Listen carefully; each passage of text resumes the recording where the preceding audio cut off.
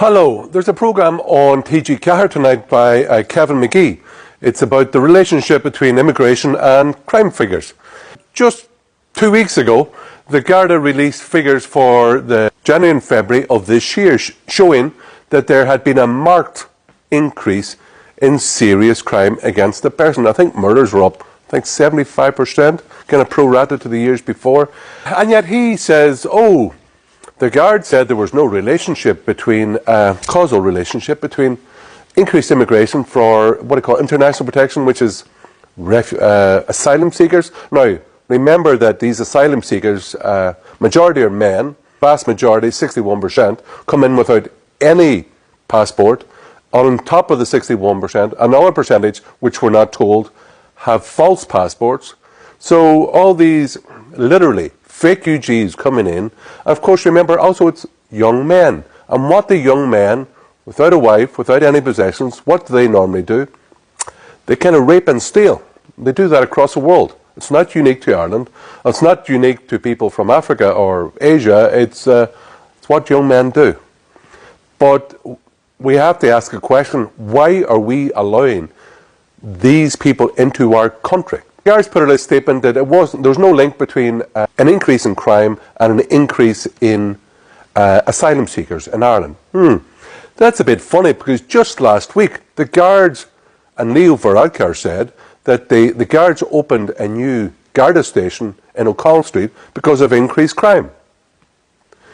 And let's look at the stats. So in every Western country, a similar pattern has occurred, be it in Italy, in France, in Germany, wherever it is. For example, in the German government sponsored a report in Lower Saxony, which is an average German state, in 2015 and 2016.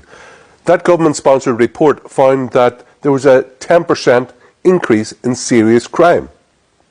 They also found that over 90% of that crime was carried out by new migrants into Germany.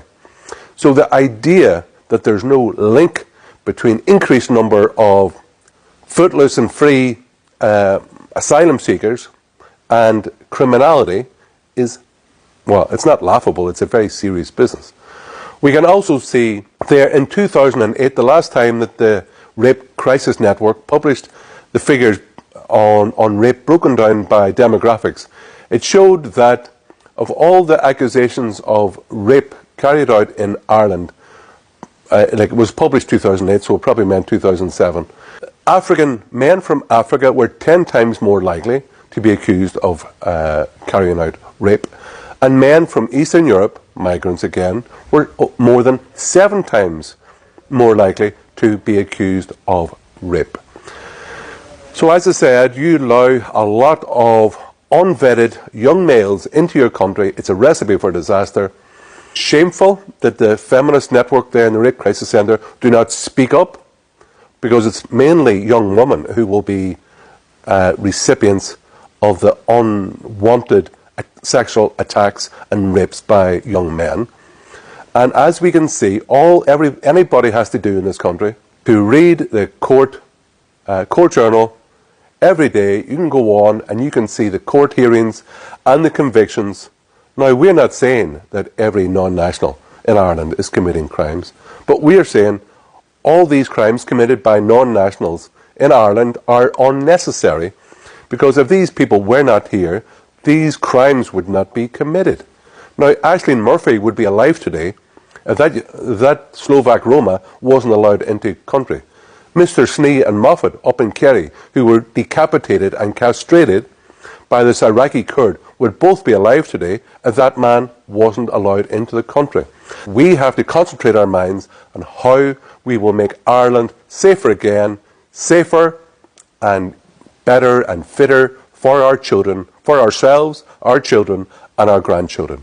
The Irish Freedom Party will be very hard on crime and antisocial behaviour. And one way to do that is to stop the mass immigration of unvetted young males into our country.